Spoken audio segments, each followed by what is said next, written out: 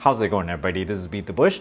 I have fired or financially independent retired early for about 4 years now, semi-retired for about 2 years, almost fully retired for another 2 years. Today, I want to share with you what I learned and what you can do to avoid some pitfalls. This video is brought to you by Afero.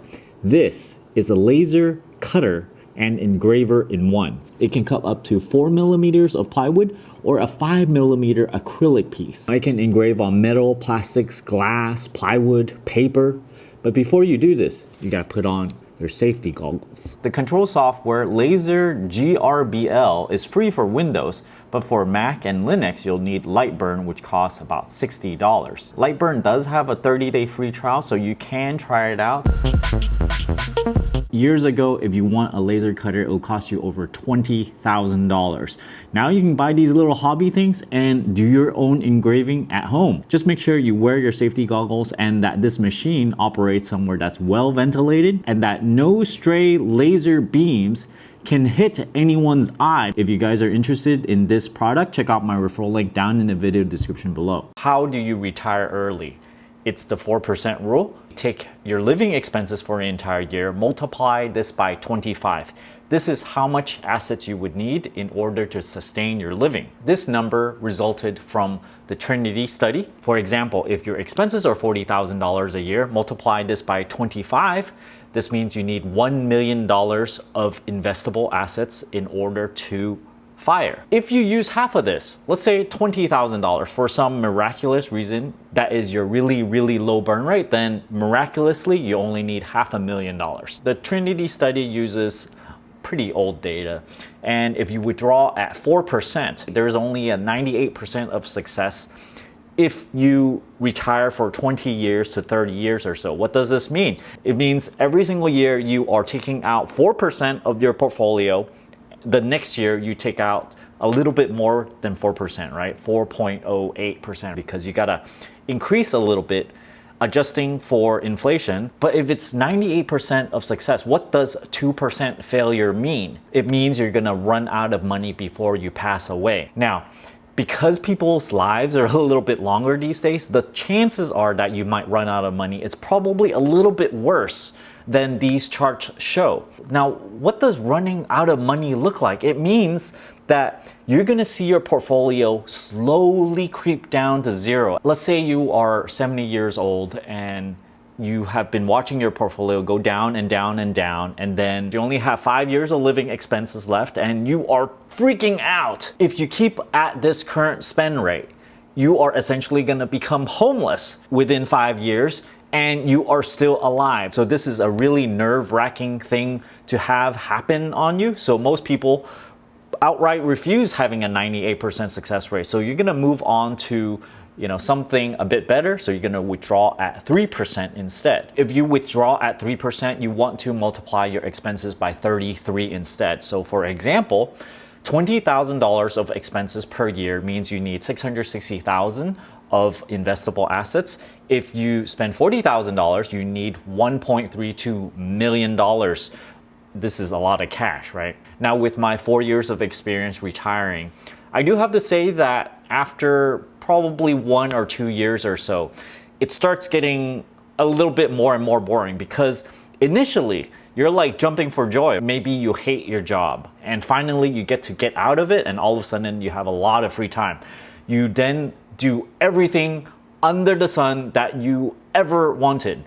After doing all this, you really need something more than just a hobby. A hobby, by definition, is just something that you work on the side. You really need a career, something that will occupy your time for 40 hours a week or more, because you're going to have this huge chunk of time. And I have to be specific here, because you might have a dream of retiring early and then go, I want to lay on a beach in Barbados and drink cocktails all day long. Let's say you're able to do that for an entire week. It's going to get boring. Some of the things that I imagine being, really great, I can do it perpetually forever. You do enough of this, it's not that fun after all. I used to have a really long to-do list item while I was working, but after I quit, it's like miraculously that to-do list shrank down to nothing. Right now, I don't have a to-do list. After I quit, I traveled for 3 or 4 months. Not straight, but like it adds up to be about 3 or 4 months over a span of about 2 years or so. I went to New York, Hong Kong, Florida, Thailand, Japan. I went camping multiple times. I watched 3 full Star Trek series, and if you've seen a series, you know how long it is. It might be like 100 hours, 120 hours. I watched 3 of those for 3 or 4 months. I used up all the trials of all the streaming services, Netflix, Hulu, you name it, and I watched everything I'm interested in. After I'm done with that, I'm like, okay, you know, that's great, but nothing really improved upon myself. You know, I was entertained for a while. I passed a lot of time, but that was it. I decluttered, sold all my things on eBay. I could have spent this time better by earning more money, and maybe all that stuff that I had, I should have just given it away. Now, being a couch potato is effortless, right? You can just plop down there and not do anything at all and just kind of absorb media. But after watching so many of these shows, it's not satisfying enough. It's great if you did your hard work during the day and then you just want to relax for maybe an hour or so, right, per day, not longer than that, you know. But if you're watching these shows like 4 hours, 6 hours a day, it's not satisfying enough. You need something that sort of gives back, something that you work on, something that you can see it grow, something that might be able to pay you, something that helps other people and you can see it affect other people. So why sit there and watch shows when you can just go out there and fight? Do it! You can watch shows all you want when you're old, your legs don't work anymore, and you're stuck in bed. You can watch all that you want. And believe me, if you do this, you're gonna run through all the shows and you're just gonna get bored after a short time. So why waste all those shows when you are kicking and alive and young and you can just go out there and run? Don't sit at home and watch shows. Maybe you want to sleep more. You're really tired at work. Well, you can sleep when you're dead. I also want to warn some of you guys for firing if you do not have a passive income source. Let's say you built up enough of a nest egg for lean fire. Lean fire meaning spending maybe only $20,000 a year. You have $500,000 of investable assets generating you $20,000 of income per year if invested properly without any additional source of income. I'd say this is a bit nerve-wracking. Knowing that you have a fixed income probably makes you a much more frugal person because you know you have a cap on how much you spend every single year. Then you start looking at everything and say, hey, you know, is this within my budget or not? If you have even a small income, then you end up thinking like this. You can spend that $100. You're just gonna make it back. Whereas if you're not doing anything at all, you're not gonna make any money any longer for the rest of your life.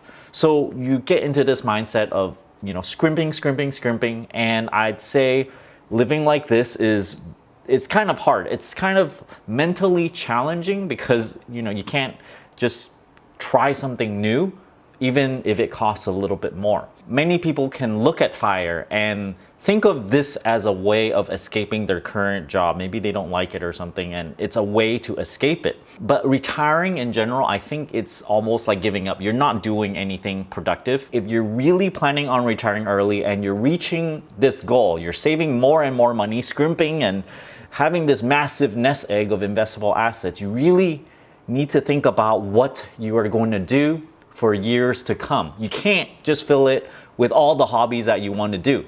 You have your to-do list. It's gonna disappear really quick. You have your travel plans. You can't travel for like 10 years straight. It's gonna get boring. You can't watch TV shows because that's gonna get boring as well. So you need something to do for 40 hours. And the only way to occupy your time for this massive amount of time is to do something that you love instead of something that you hate, right? Whatever that you quit that you hate, that you love, that help someone, that is gonna make a little bit of money on the side. And that small amount of money, maybe small, maybe large, right, is gonna be very important so that you can be a little bit more flexible with your retirement plan. If you are lean fire, yeah, the more important to have a little bit of side income coming so that you can build up your nest egg even more, so that maybe you can transition from lean fire to regular fire and possibly to fat fire. Even if you are fat fire, you need